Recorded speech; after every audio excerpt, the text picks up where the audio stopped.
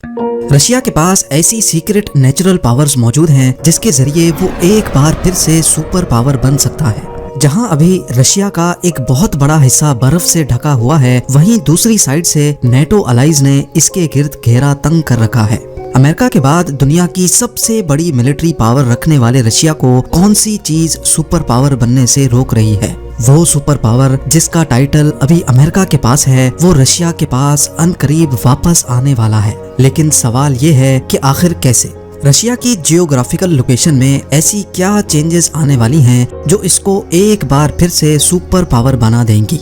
ये तो हम सब जानते हैं कि रशिया एरिया के हिसाब से दुनिया का सबसे बड़ा मुल्क है। इसका अंदाजा आप इस बात से लगा लें कि रशिया के वेस्ट में जब सनराइज का टाइम होता है तो उसी वक्त रशिया के ईस्ट में रात के खाने का वक्त हो रहा होता है।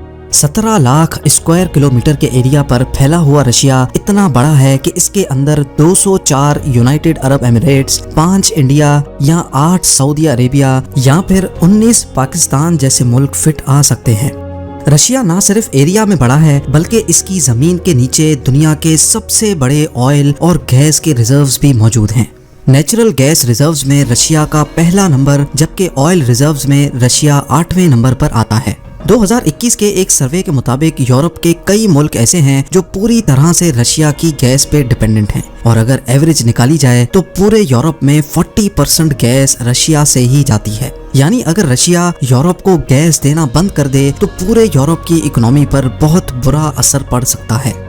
सबसे बड़ी और नेचुरल रिसोर्सेज से माला माल जमीन होने के साथ साथ रशिया वीट का भी बहुत बड़ा एक्सपोर्टर है। पूरी दुनिया में वीट प्रोडक्ट्स का सबसे बड़ा हिस्सा रशिया से ही जाता है, यानी तकरीबन 18%। इन सब फायदों के साथ साथ रशिया की जियोग्राफी का एक बहुत बड़ा मसला भी है जो रशिया को मजीद ताकतवर होने से मुसलसल रोक रहा है, और वो मसला ये है कि रशिया का ज्यादातर हिस्सा इंतहाई सर्द मौसम की वजह से बिल्कुल बेकार पड़ा है। ये हिस्सा साइबेरिया में आता है जहां पूरे साल का एवरेज टेम्परेचर सिर्फ और सिर्फ 0.5 डिग्री सेल्सियस होता है। दुनिया का ठंडा तरीन शहर भी रशिया के इसी हिस्से में पाया जाता है जहां हैरानकुन तौर पे सर्दियों में टेम्परेचर -71 डिग्री सेल्सियस तक पहुंच जाता है, और इस शहर को हम ओइमियाकुन के नाम से पहचानते हैं। क्योंकि रशिया का बहुत बड़ा हिस्सा एक्सट्रीम वेदर कंडीशन से दो चार है, इसी वजह से एक तो रशिया की पॉपुलेशन एरिया के हिसाब से बहुत कम है, और दूसरा रशिया की टोटल आबादी का 75% हिस्सा सिर्फ रशिया के इस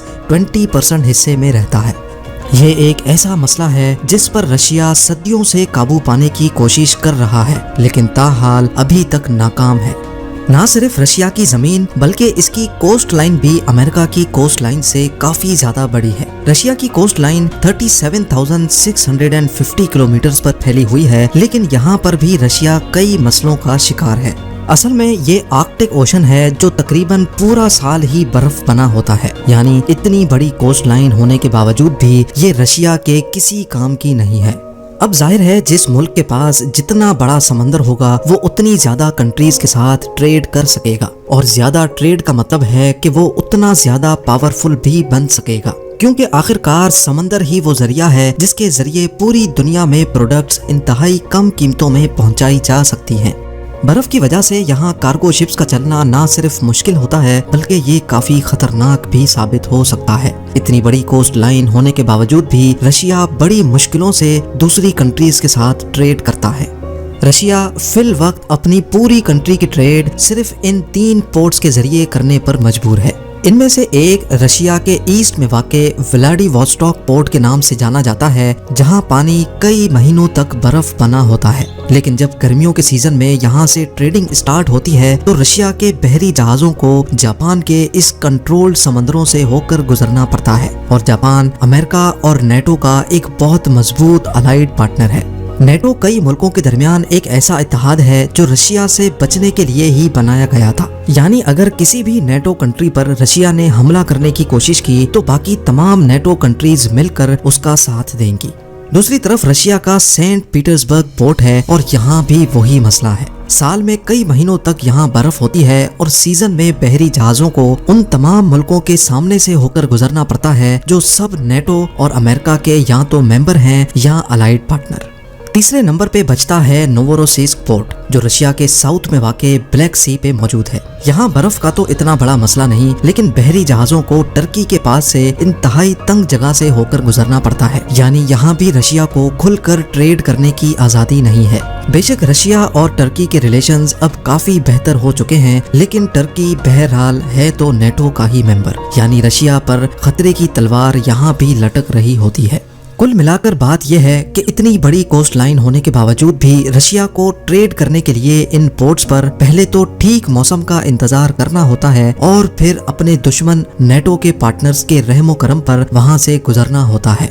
लेकिन उसके बावजूद भी जीडीपी रैंकिंग में रशिया 11वें नंबर पर खड़ा है। जीडीपी यानी ग्रॉस डोमेस्टिक प्रोडक्ट। अगर आसान अल्फाज में बात की जाए तो किसी भी कंट्री में मौजूद तमाम लोगों की कंबाइंड इनकम को जीडीपी कहा जाता है। जीडीपी रैंकिंग से अंदाजा लगाया जाता है कि कोई भी कंट्री कितनी ज्यादा सक्सेसफुल है, लेकिन ये किसी भी कंट्री की पावर जानने का वाहिद तरीका नहीं है। जीडीपी से हटकर अगर मिलिट्री पावर की बात की जाए तो रशियन मिलिट्री के पास दुनिया के सबसे ज्यादा न्यूक्लियर वॉर हेड्स मौजूद हैं, अमेरिका से भी ज्यादा। और अमेरिका के बाद रशियन मिलिट्री ही दुनिया की दूसरी ताकतवर आर्मी मानी जाती है। यहाँ पर भी रशिया अगर नंबर 1 पे नहीं है तो वो भी सिर्फ और सिर्फ अपने सर्द मौसम की वजह से।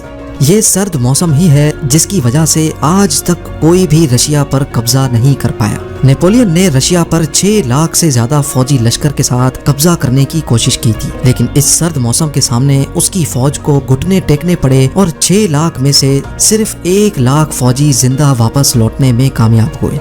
वर्ल्ड वॉर 2 में तो हिटलर ने 38 लाख फौजियों के साथ रशिया पर हमला किया था, लेकिन कब्जा करना तो दूर की बात, 10 लाख से भी ज्यादा जर्मन फौजी मारे गए और बाकी बचने वालों को रशियन आर्मी ने कैदी बना लिया। हिटलर को अपनी इस हार का इतना सदमा पहुंचा कि उसने सुसाइड कर लिया।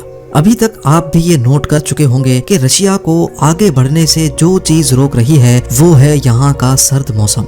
यानी अगर रशिया का सर्द मौसम रास्ते में ना आए तो वो नॉर्थ पर मौजूद समंदर को ट्रेड के लिए इस्तेमाल करके और ज्यादा मजबूत बन सकता है। इसके अलावा रशिया के कई इलाके गोल्ड, यूरेनियम और डायमंड्स जैसे कीमती मिनरल से भरे हुए हैं, लेकिन सर्द मौसम की वजह से उनकी माइनिंग करना मुमकिन नहीं है। अगर ये सर्द मौसम ना हो तो इन तमाम मिनरल्स और मेटल्स को माइन करके रशिया कामयाबी की बुलंदियों तक पहुंच सकता है।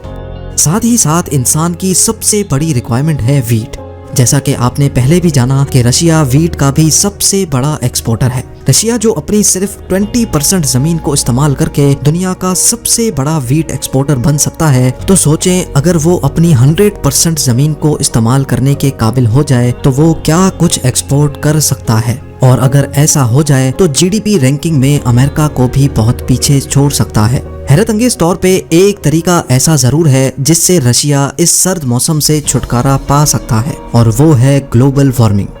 ग्लोबल वार्मिंग की वजह से मुमकिन है कि रशिया आने वाले सालों में एक बार फिर से सुपर पावर बन जाए। रेफरेंस के लिए इस हीट मैप को देखें। इसमें ये तमाम कंट्रीज वो हैं जहां का average temperature 11 to 15 degree Celsius तक होता है, और ये टेम्परेचर ह्यूमन प्रोडक्टिविटी का बेस्ट टेम्परेचर माना जाता है। जहां एवरेज टेम्परेचर 11 से कम या फिर 15 से ज्यादा हुआ, वहीं ह्यूमन प्रोडक्टिविटी कम होना शुरू हो जाएगी। फिल वक्त टेम्परेचर की ये range America, Europe, Japan, China और साउथ कोरिया पर आती है, और हैरत अंगेज तौर पे ये वो तमाम कंट्रीज हैं जिनको अक्सर हम सक्सेसफुल कंट्रीज की लिस्ट में पाते हैं। लेकिन एक्सपर्ट्स का मानना है कि ग्लोबल वार्मिंग की वजह से हर साल जो बर्फ पिघलती जा रही है, उसकी वजह से 2080 तक टेम्परेचर की ये रेंज मजीद नॉर्थ में चली जाएगी, और फिर बारी आएगी अलास्का, कनाडा, ग्रीनलैंड, आइसलैंड और सबसे बढ़कर रशिया की।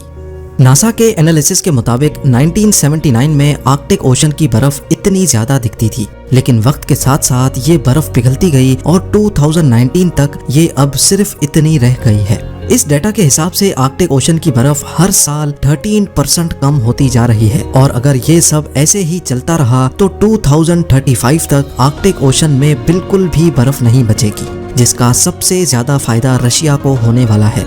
इन सब चीजों के साथ साथ रशिया को एक और फायदा भी है। क्लाइमेट चेंज की वजह से जो आइस मेल्ट हो रही है उससे ओशंस के पानी में दिन ब दिन इजाफा होता जा रहा है। यानी जब ओशन का पानी बढ़ेगा तो सबसे पहले वो साहिल पर बनी सिटीज को निगल जाएगा। अमेरिका जिसकी तमाम मेजर सिटीज साहिल पे बनी हैं, उसको आने वाले वक्त में काफी ज्यादा तकलीफ का सामना करना पड़ सकता है, जिसमें पूरे के पूरे शहरों को एवैक्यूएट करना भी शामिल है। और जाहिर है इस काम में करोड़ों डॉलर्स का खर्चा भी होगा। इसके बरक्स रशिया जिसकी सिर्फ 3 सिटीज ओशन फ्रंट पे हैं और बाकी तमाम मेजर सिटीज समंदर से कम 600 किलोमीटर के फासले पर हैं, इस चीज का भी रशिया को आने वाले वक्त में ठीक ठाक फायदा होने वाला है।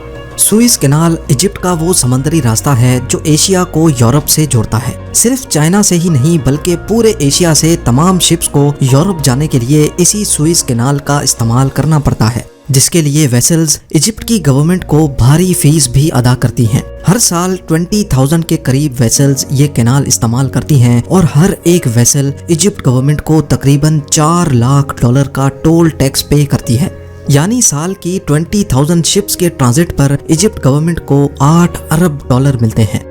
चाइना के शंघाई पोर्ट से यूरोप में रोटरडैम पोर्ट तक शिप्स को 18,000 किलोमीटर का फासला और 37 डेज लग जाते हैं। लेकिन आर्कटिक ओशन में बर्फ पिघल जाने के बाद शिप्स रशिया से होकर गुजरेंगी, जो शंघाई से रोटरडैम तक सिर्फ 10,500 किलोमीटर और 22 डेज का सफर बनता है। यानी जहां चाइनीज कंपनीज को लाखों डॉलर ट्रांसपोर्टेशन के बचेंगे, वहीं जाहिर है वो रशिया को उसके कंट्रोल्ड समंदर से गुजरने की भारी टोल फीस भी पे करेंगे।